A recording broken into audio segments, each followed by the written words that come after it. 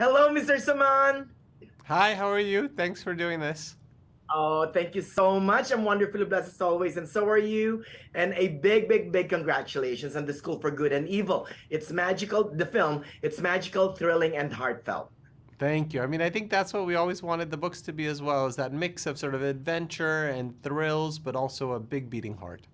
Oh, so when you first were writing the first book of the series, did you ever imagine that one day it would be a big Hollywood production? I mean, maybe in the back of your head you dream of it, but you never actually think it's going to happen, because your reward when you're a writer is getting it to live in people's imaginations. The idea of a movie is just this kind of bonus. You don't work for that.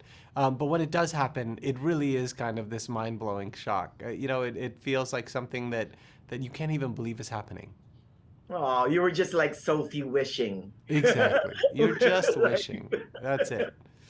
no, tell us the genesis. What got you interested in writing The School for Good and Evil? I think I grew up, watching a lot of Disney movies and feeling like I was more on the outside. I was more the villainous character than I was the heroic character, and I just didn't understand why they didn't have a fair shot to win. They always had to die at the end, even if they were the superior character, I thought. So ultimately, I wanted to do a story where there was more balance between good and evil, where there was an opportunity for the evil guy to have a shot at some kind of redemption or a happy ending. And so that's ultimately where the story came from.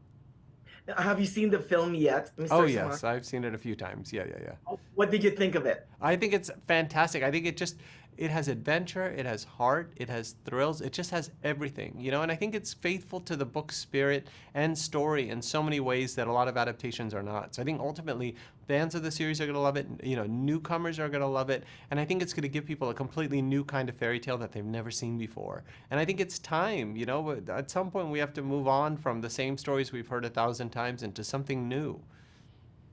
Exactly. No, at its heart is the gray area, right? There's really no good, outright good. There's really no outright evil. And it's the truths and the lies that we tell each other, isn't it? Am I right on that, Mr. Saman? Yeah, and if you just look at your character in general, you're not all good or all evil every day. You're making choices, you're making decisions, and every 10 minutes you're doing something that's maybe a little wrong, a little right, a little wrong. You're bouncing between them. That's what makes us who we are, is the fact that we're not all good and we're not all evil. We have to balance those things in our lives. So I think that's ultimately what the point was. Real quick, the School of for Good and Evil comes out on Netflix on the 19th. What do you hope for viewers to get after watching the film, Mr. Oh, Saman? I just want them to go into a movie that's not a sequel or a reboot or a remake or the same old thing and finally appreciate that they get a big blockbuster fantasy fairy tale adventure and it's new and original and like nothing they've ever seen. In the comforts of their own home. Absolutely.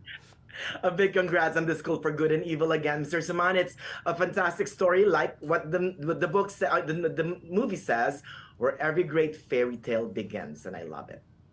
Thank you. Thank you so much. Good luck.